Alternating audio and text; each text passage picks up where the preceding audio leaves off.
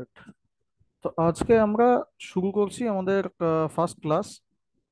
আজকে প্রথম 10-15 মিনিট একটু কয়েকটা কোর্স রিলেটেড ইম্পর্ট্যান্ট কথা বলে দিই, মানে আমরা ঠিক ট্রেডিংটাকে কি চোখে দেখবো, এই দু একটা কথা প্রথম দিন বলে ক্লিয়ার করে রাখা দরকার, নইলে পরে গিয়ে কনফিউশন ক্রিয়েট হতে পারে। ঠিক আছে, তো প্রথম কয়েকটা জিনিস আমি একটু বলে দিই। আমি একটা হোয়াইট বোর্ডে যাব। এখানে কতগুলো জিনিস, যেহেতু ব্যাচটা নতুন শুরু হচ্ছে, 2-3 জন নতুন আছে, পুরনো যারা আছে তারা অলরেডি এগুলো জানে, বাট তাও তাদের একবার রিপিটেশন হয়ে যাবে, রিপিটেশনে তো প্রবলেম নেই।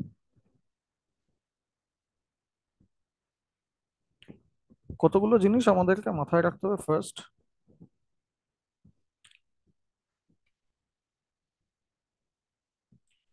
ইন্ডিয়ান স্টক মার্কেট, এতে আমরা কাজ করতে চলেছি। কারেক্ট। তো এই ইন্ডিয়ান স্টক মার্কেটের দুটো তিনটে ডিভিশন আছে। ঠিক আছে, মার্কেট তিন রকম হয়।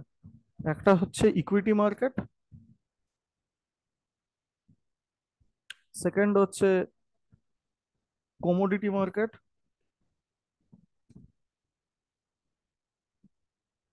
আর থার্ড হচ্ছে কারেন্সি মার্কেট। ইকুইটি মার্কেট হচ্ছে সেটা যেখানে আমরা এই শেয়ার নিয়ে কেনাবেচা করি।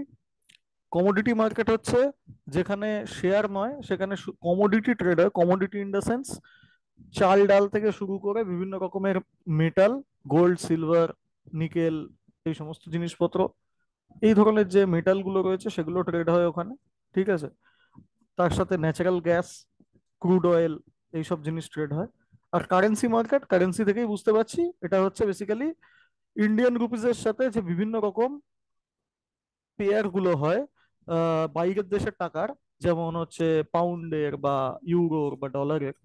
ঠিক আছে, এই ধরনের কারেন্সি পেয়ার গুলো ট্রেড হয়, অর্থাৎ ইন্ডিয়ান মার্কেটের সাথে বা টাকার সাথে ডলারের যে ফ্লাকচুয়েশন বা টাকার সাথে ইউরোর যে ফ্লাকচুয়েশন, এগুলো কারেন্সি মার্কেটে ট্রেড হয়। ঠিক আছে, তো আমরা বেসিক্যালি ইকুইটি মার্কেটে কাজ করব, কারণ শুরুতে আপনাকে ইকুইটি মার্কেটে কাজ করতে হবে। ইকুইটি মার্কেটে কাজ করে টাকা পয়সা যদি রোজগার করতে শিখি, দেন আমরা আস্তে আস্তে কমোডিটি মার্কেট বা কারেন্সি মার্কেটে ইন ফিউচারে যেতে পারি। কমোডিটি বা কারেন্সি মার্কেট শুরুতে কেউ যাবেন না, তার কারণ হচ্ছে ওটা প্রচন্ড হাই লেভারেজ মার্কেট। ওখানে যেমন প্রফিটও বেশি হয়, লসও হিউজ হয়। শুরুতে আমরা বেশি প্রফিট বেশি লস কোনোটাই অ্যাডজাস্ট করতে পারবো না। ঠিক আছে, কারণ আমরা নতুন মার্কেট। আচ্ছা, এবারে চলে আসি ইকুইটি মার্কেটের আন্ডারে। ট্রেডিং সেগমেন্ট হচ্ছে দু তিন রকম আছে। ইকুইটি মার্কেটে আমি যদি চাই কি কি ভাবে কাজ করতে পারি, আমরা তো ইকুইটি মার্কেট নিয়েই জেনারেলি কাজ করব। তো ফার্স্ট হচ্ছে ইকুইটি মার্কেটে আমরা ক্যাশে কেনাবেচা করতে পারি। ক্যাশে কেনাবেচার মধ্যে শুধুমাত্র আমরা ক্যাশে কিনতে পারি, বাই অনলি।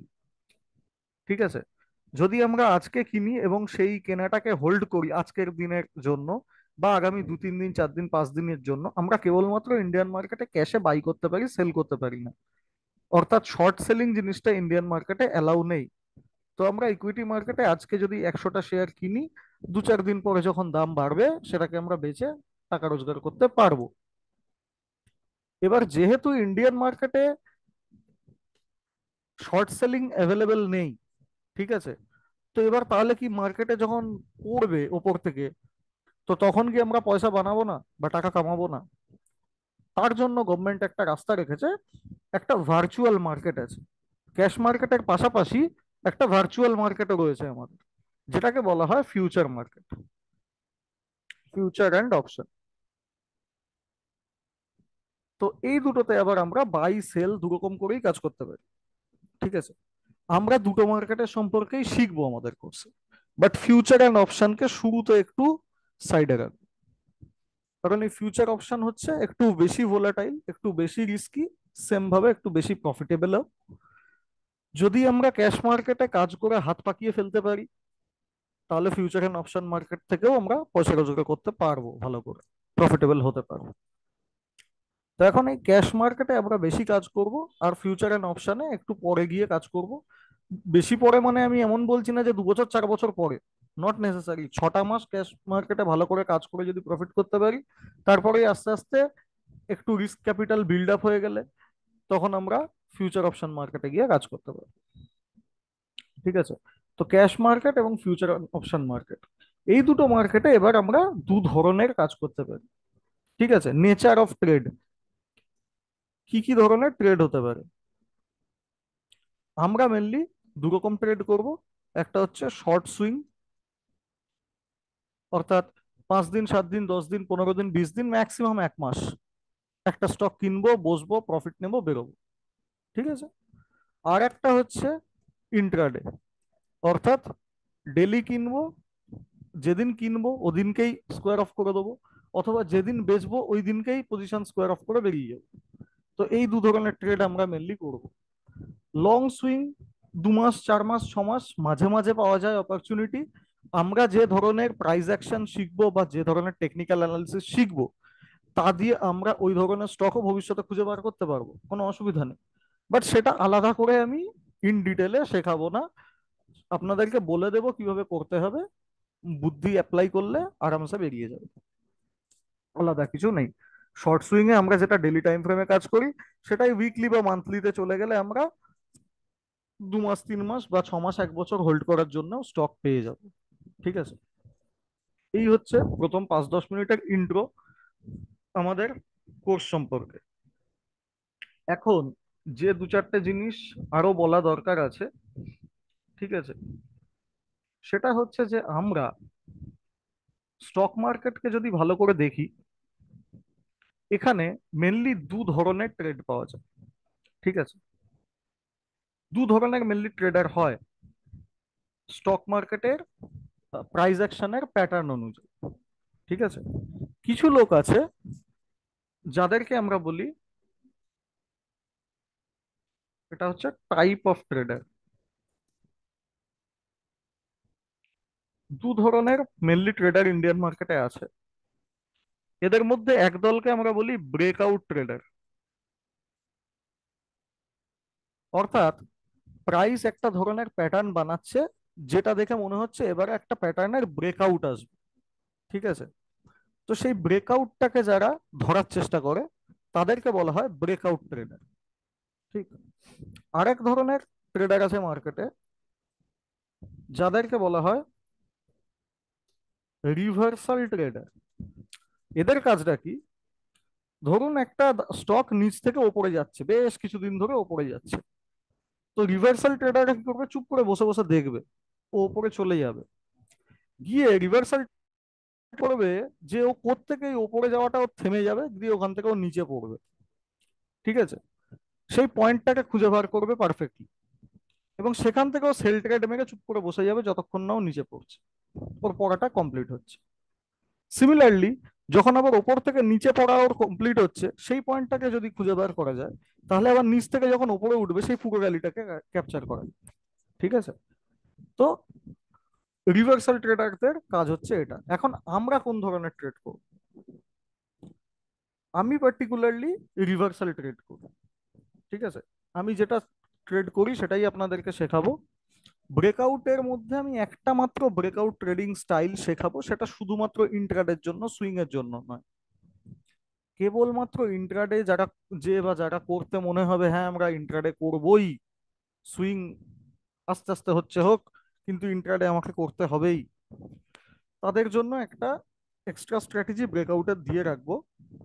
কিন্তু মেনলি 95% ট্রেড আমরা রিভার্সাল স্ট্র্যাটেজি ধরে বা রিভার্সাল ট্রেডিং স্টাইল ধরে করবো।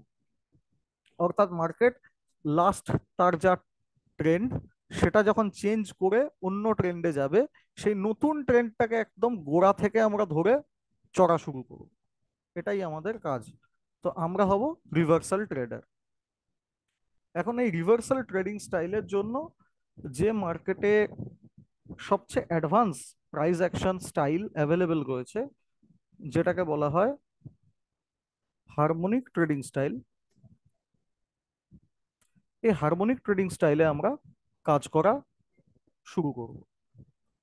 মার্কেটে হারমোনিক ট্রেডিং স্টাইল 95% লোক জানে না।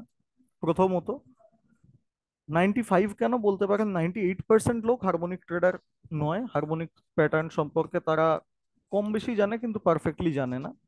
সেই কারণে এই ট্রেডিং স্টাইলের সাকসেস রেট অনেক বেশি।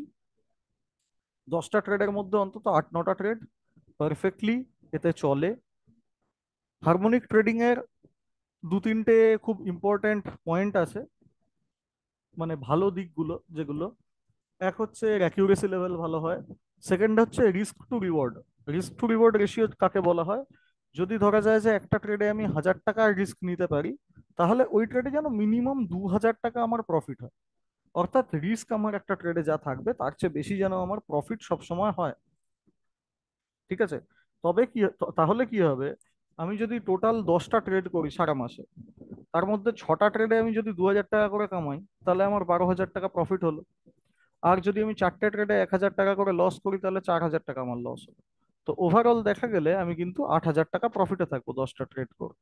তো এই রিস্ক রিওয়ার্ড যতক্ষণ না আপনার ভালো হচ্ছে, ততক্ষণ আপনি কোনোদিন প্রফিটেবল হতে পারবেন না। আপনার অ্যাকিউরেসি যদি 90%-এর কাছেও চলে যায়, আর আপনার যদি রিস্ক রিওয়ার্ড ভালো না হয়, আপনি বেশি প্রফিট মার্কেটে কোনোদিন করতে পারবেন না।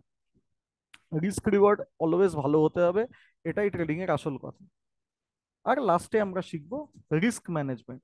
অর্থাৎ আমার কত টাকা ক্যাপিটাল আছে, তার বেসিসে আমার কতটা রিস্ক নেওয়া উচিত, তার বেসিসে আমার কিভাবে ট্রেড করা উচিত, যাতে আমি অনেক দিন মার্কেটে সাস্টেন করতে পারি, চট করে এসে ঝট করে ফুটে না যাই, যেটা 90% শুরুতে বিগিনার ট্রেডারদের ক্ষেত্রে ঘটে। ঠিক আছে? তো এর মধ্যে যা বললাম এতক্ষণ, তাতে কারোর কোনো ডাউট থাকলে জিজ্ঞেস করতে পারো বা জিজ্ঞেস করতে পারেন। আদারওয়াইজ আমি নেক্সটে যাব। কারোর কোনো ডাউট থাকলে হ্যান্ড রেজ করতে পারেন, স্পিকার অন করে বলতে পারেন।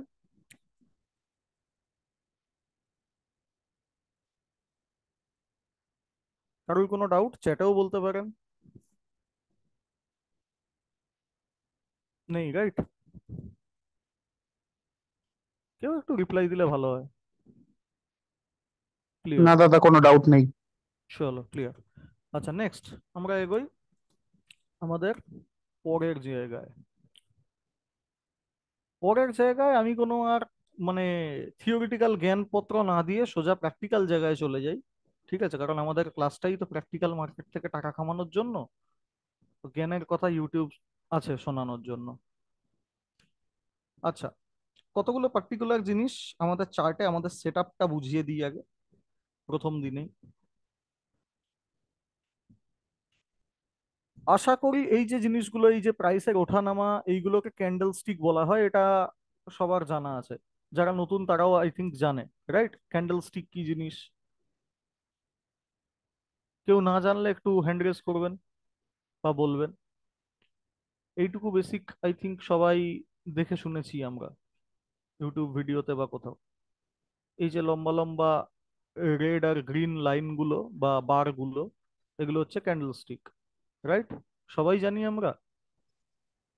হ্যাঁ, আমার বেসিক আইডিয়া আছে, মানে গ্রিন গুলো আর কি বাই, আর মানে রেড গ্রিন গুলো হচ্ছে গুলো সেল। হচ্ছে বুলিশ ক্যান্ডেল, আর রেড বলিস, গুলো হ্যাঁ হচ্ছে বলিস। Bearish candle. বিয়ারিশ। ঠিক আছে? হুম। অর্থাৎ গ্রিনে কি হয়, প্রাইস নিচ থেকে ওপরে যায় গিয়ে ক্লোজ হয়, আর রেডে প্রাইস ওপর থেকে নিচে আসে।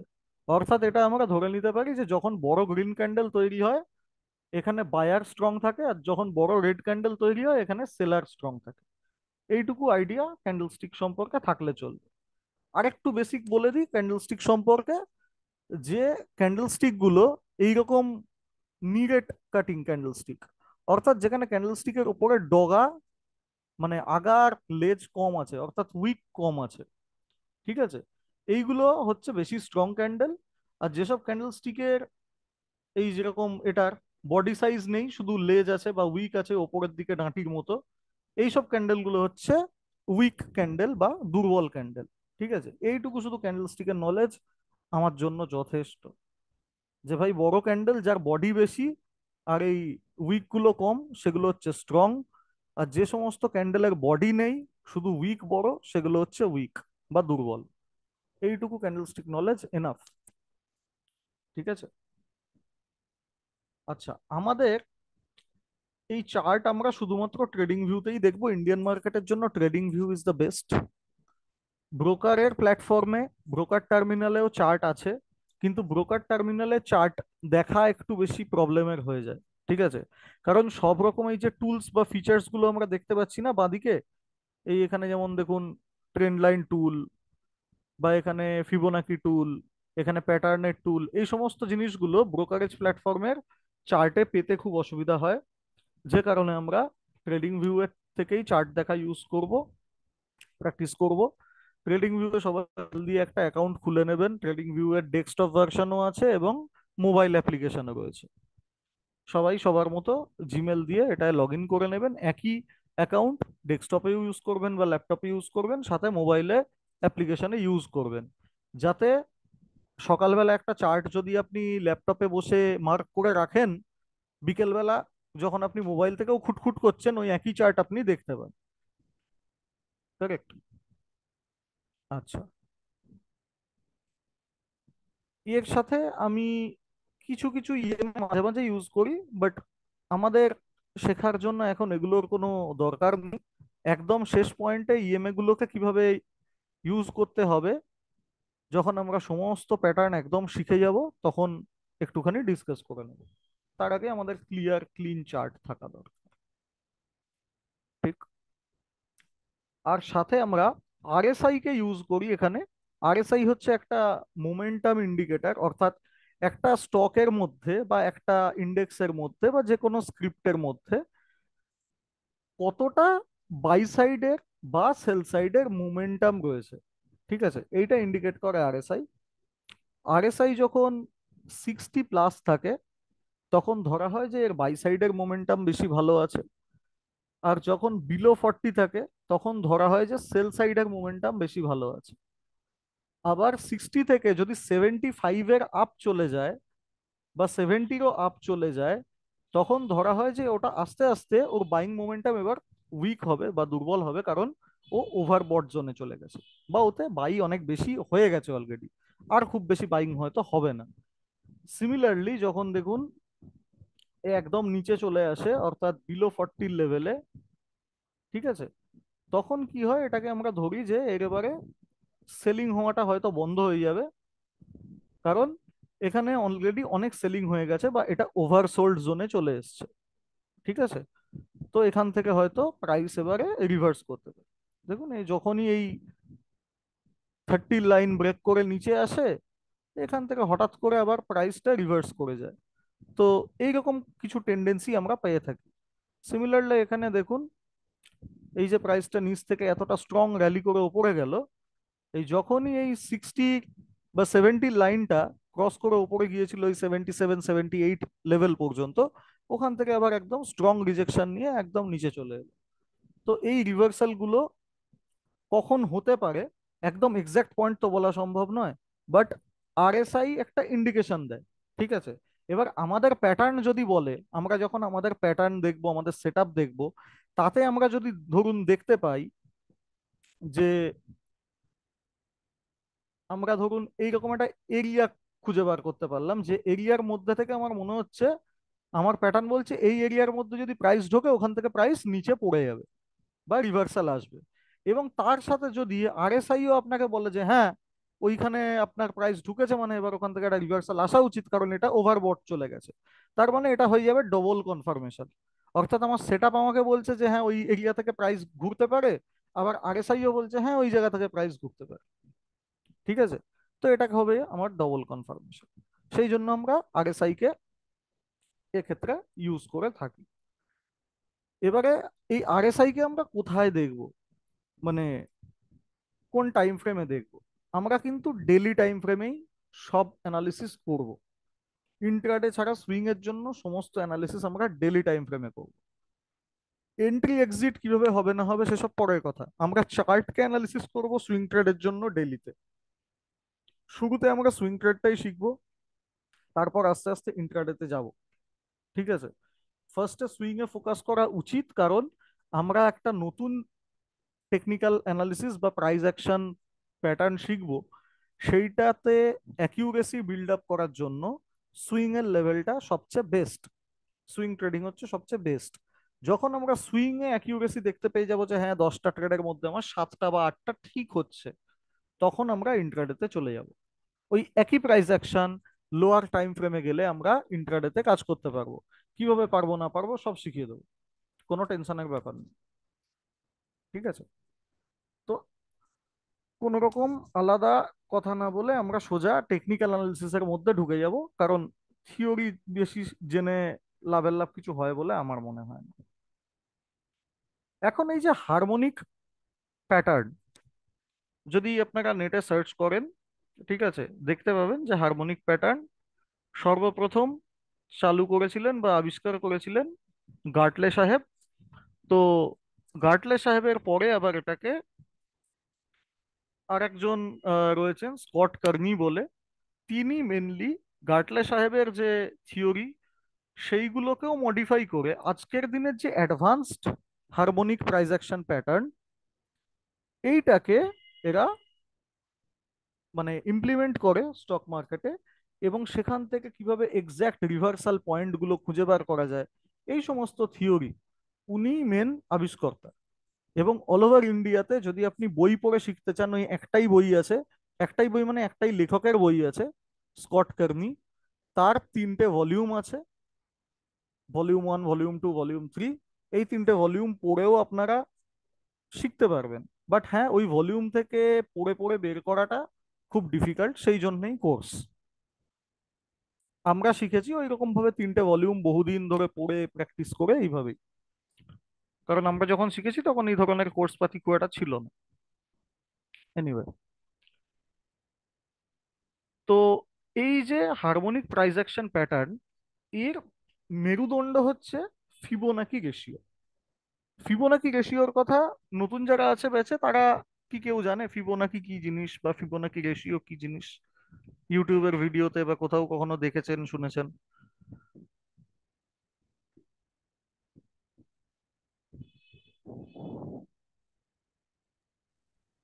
শুনেছি ব্যাপারটা, কিন্তু ডিটেলস সেরকম জানি না। ডিটেলসে জানা নেই? আচ্ছা, মণিশঙ্কর বাবু, হ্যাঁ, বলুন। আপনার ফিবোনাকি সম্পর্কে কিছু জানা আছে বা শুনেছেন কখনো টার্মটা? হ্যাঁ, টার্মটা শুনেছি, ওটাই বললাম আমি, যে শুনেছি জিনিসটা, শুনেছি বাট ডিটেলসে সেরকম বুঝি না। আচ্ছা, ফিবোনাকি হচ্ছে এমন একটা জিনিস, ফিবোনাকি হচ্ছে একটা রেশিও, যেটা একজন দার্শনিক ফিবোনাকি বলে, উনিই আবিষ্কর্তা, তারই নাম অনুযায়ী ফিবোনাকি রেশিও। এই রেশিওতে বলা হয়, এটা প্রাইস অ্যাকশনের জন্য তো খাটেই, বাট পৃথিবীর বিভিন্ন ক্ষেত্রে ফিজিক্স, কেমিস্ট্রি, বিভিন্ন জায়গাতে বিভিন্ন ফিল্ডে, ঠিক আছে, এই ফিবোনাকি রেশিও কাজ করে। এটাকে একটা চিরন্তন নাম্বার সিরিজ হিসেবে ধরা হয়। স্টক মার্কেটের ক্ষেত্রে এটা কিভাবে অ্যাপ্লিকেবল, যদি আমরা দেখি, এই যে ধরুন প্রাইস ওপর থেকে নিচে পড়লো, ও পড়লো কিন্তু অ্যাকচুয়ালি এই পার্টিকুলার পয়েন্টটা থেকে, যদি দেখি এই পার্টিকুলার পয়েন্টটা থেকে একদম এই পার্টিকুলার পয়েন্ট অবধি এতটা নিচে এলো, ঠিক আছে, কিন্তু এ কি পুরোটা একবারে পড়লো? খানিকটা পড়লো, খানিকটা উঠলো, আবার খানিকটা পড়লো, আবার খানিকটা উঠলো, আবার খানিকটা পড়লো, আবার খানিকটা উঠলো, আবার তারপরে ফাইনালি পড়লো, এবং তারপরে এইখান থেকেও রিভার্স করলো। এবং রিভার্স করেও যখন ও ওঠার চেষ্টা করছে, ও কিন্তু একটু করে উঠছে, আবার একটু নামছে, আবার একটু উঠছে, আবার একটু নামছে। তো এই যে ওঠা নামা, ঠিক আছে, এই ওঠা নামার খেলা হচ্ছে, এই ওঠা নামাকে আমরা বলে থাকি ট্রেন্ড, এবং ট্রেন্ডের এগেনস্টে যেটা হয় সেটাকে বলি রিট্রেসমেন্ট। অর্থাৎ প্রাইস এই যে ওপর থেকে নিচে পড়ছে, তো এখানে প্রাইস একটা ডাউন ট্রেন্ডে রয়েছে, তো এই ডাউন ট্রেন্ড থেকে আবার যখন আপের দিকে হালকা কিছুটা উঠছে, এইটাকে আমরা বলে থাকি রিট্রেসমেন্ট, ঠিক আছে। সিমিলারলি যখন আবার প্রাইস নিচ থেকে ওপরে টানা যাচ্ছে, তার মানে এটা একটা আপ ট্রেন্ডের মধ্যে রয়েছে। তো এই আপ ট্রেন্ডে যখন আবার উঠতে গিয়ে খানিকটা নেমে আসছে, এইটাকে আবার আপ ট্রেন্ডের রিট্রেসমেন্ট বলা হয়, ঠিক আছে। তো এখন এই যে রিট্রেসমেন্ট গুলো আসে মার্কেটে, তো এই রিট্রেসমেন্ট গুলো ঠিক কতটা আসতে পারে, তার লেভেল গুলো খুঁজে পাওয়া যায় যদি আমরা ফিবোনাকি টুলকে ইউজ করতে পারি। তো ফিবোনাকি টুল পাবো কোথায়? ফিবোনাকি টুল পাবো আমরা এখানে, এই যে ফিব রিট্রেসমেন্ট বলে একটা জিনিস দেখতে পাচ্ছি এখানে, সবাই দেখতে পাচ্ছেন আশা করি। তো এই ফিব রিট্রেসমেন্টে যদি আমরা ক্লিক করে থাকি, এবং যদি ধরি যে এই পার্টিকুলার এখান থেকে শুরু হলো, আর এই যে পার্টিকুলার জায়গায় অব্দি নামলো, এরপরে দেখুন এখান থেকে যে ফিবোনাকি ওয়াইজ এই যে ক্যান্ডেল গুলো উঠলো খানিকটা রিট্রেস করে, তো এটা একটা পার্টিকুলার লেভেল আছে, দেখুন এখানে 0.382 বলে। তো এই 382 লেভেলের কাছ অব্দি গেল, সেখান থেকে আবার এটা রিভার্স করে নিচের দিকে চলে এলো। সিমিলারলি এইভাবে যদি আমরা প্রত্যেক কটা আপস এন্ড ডাউনস কে এই ফিবোনাকি টুল দিয়ে অ্যাড করতে পারি বা ফিবোনাকি টুল দিয়ে অ্যানালাইজ করতে পারি, আমরা দেখব ঠিক এক্সাক্ট কোনো না কোনো ইম্পর্ট্যান্ট নাম্বারের থেকে, ঠিক আছে, এই যে দেখুন এটা উপর থেকে এই পর্যন্ত পড়লো, পড়ে সোজা এইখানে অব্দি উঠলো, উঠে এখান থেকে আবার ব্যাক করলো। এই যে এইখানে উঠলো, এটা একটা ইম্পর্টেন্ট লেভেল, এটা হচ্ছে 0.618 এর লেভেল। ঠিক আছে। তো এরকম কতগুলো ইম্পর্টেন্ট নাম্বার বা রেশিও আছে যেখান থেকে প্রাইস ব্যাক করে বা যেখান থেকে প্রাইস রিভার্স করে। তো এই রেশিও গুলো আমরা আমাদের ট্রেডিং স্টাইলের মধ্যে ইউজ করব। ঠিক আছে। আর হারমোনিকের যে প্যাটার্ন গুলো বা হারমোনিক চার্ট যে প্যাটার্ন গুলো তৈরি করে, এই প্যাটার্ন গুলো পুরোপুরি ভাবে এই ফিবোনাকি রেশিওর উপর বেস করে তৈরি। ঠিক আছে। তো সেই জন্য আমাদের ফিবোনাকির রেশিও নাম্বার গুলো খুব ভালো করে জানতে হবে। কোন কোন রেশিও নাম্বার আমরা ইউজ করব, পৃথিবীতে অগণিত রেশিও নাম্বার আছে, তার মধ্যে কিছু ইম্পর্টেন্ট রেশিও নাম্বার আমরা ইউজ করব। সব আমাদের দরকার নেই, কোন কোনগুলো দরকার সেটা আমি আপনাদেরকে দেখিয়ে দিচ্ছি। ঠিক এইভাবে নিজেদের যে চার্ট হবে আপনাদের এই ট্রেডিং ভিউয়ের, সেখানে এই নাম্বারগুলো আপনাদেরকে সেট করতে হবে। ঠিক আছে। ফার্স্ট হচ্ছে যে কোনো একটা সুইং এর হাই থেকে ধরে যখন ডাউন ট্রেন্ডে থাকবে তার নিচ পর্যন্ত, অর্থাৎ যেখানে সে ডাউন ট্রেন্ড শেষ করেছে সেই পর্যন্ত আমাকে টানতে হবে। অর্থাৎ ওপরে আমার থাকবে হচ্ছে 0, 1, নিচে থাকবে হচ্ছে আমার 0, এরপরে আসবে রিট্রেসমেন্ট। এবার এই রিট্রেসমেন্ট যখন আসবে সেখানে কি কি নাম্বার আমরা খেয়াল করব, এর জন্য আমরা এখানে এই যে সেটিংস দেখতে পাচ্ছি, এই সেটিংসে যাব।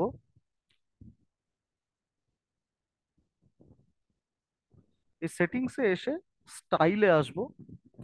এইখানে দেখুন অনেকগুলো নাম্বার আমি মেনশন করে রেখেছি। এই নাম্বারগুলো প্রত্যেককে নিজেদের সেটিংসে অন করতে হবে। ঠিক আছে। প্রত্যেকে প্রত্যেকে সেটিংসে এগুলো অন করবেন, করে আমাকে স্ক্রিনশট তুলে পাঠাবেন যে নাম্বারগুলো আপনারা প্রপারলি অন করেছেন।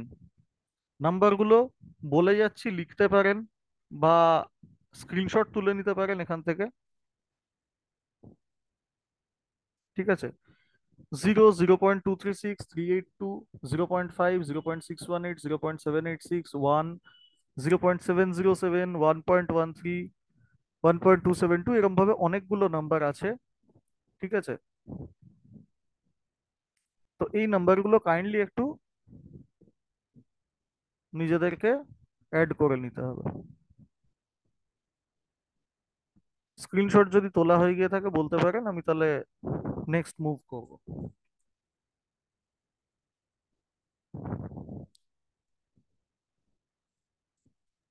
হ্যাঁ, নিয়ে নিয়েছি স্ক্রিনশট। স্ক্রিনশট নেওয়া হয়ে গেছে, রাইট? আচ্ছা, আর একটু নিয়ে নিন, একটুখানি নিচের দিকে বাকি ছিল, এটাও নিয়ে নিন, তাহলে সবকটা নাম্বার কভার হয়ে যাবে।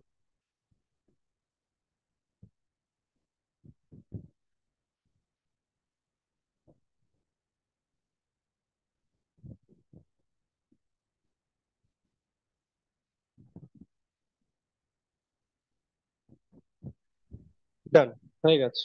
ডান। চলো। আচ্ছা, বাকিদেরও হয়েছে তো? একটু চ্যাটে। হ্যাঁ দাদা, হয়ে গেছে। হয়ে গেছে।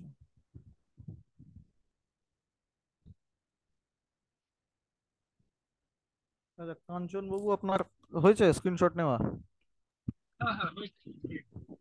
হয়েছে। ঠিক আছে।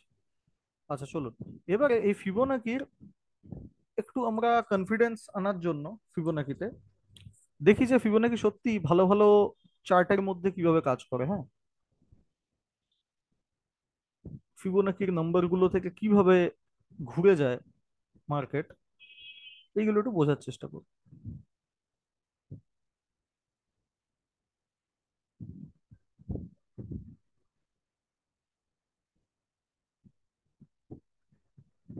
দেখুন, যদি ভালো করে বোঝার চেষ্টা করি, একটা বড় ট্রেন্ড ধরলে এইটা লাস্ট একটা ডাউনের শেষ, এখান থেকে এইখানে মার্কেট উঠেছে, হাই বানিয়েছে, রাইট?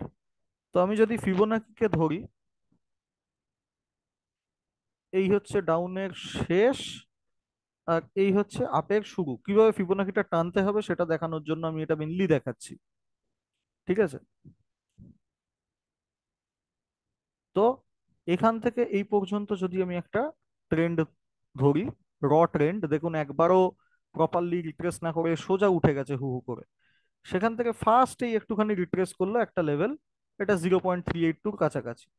এখান থেকে আবার ওপরে গেল, ওপরে লেভেল ব্রেক করেনি, মানে এটাই ইন্ট্যাক্ট আছে। আবার পড়লো কোথায়, 0.618 থেকে 707 এর কাছাকাছি। সেখান থেকে আবার গেল দেখুন এই 0.236 এর লেভেলে। সেখান থেকে আবার নিচে এলো কোথায়, 0.886। ঠিক আছে?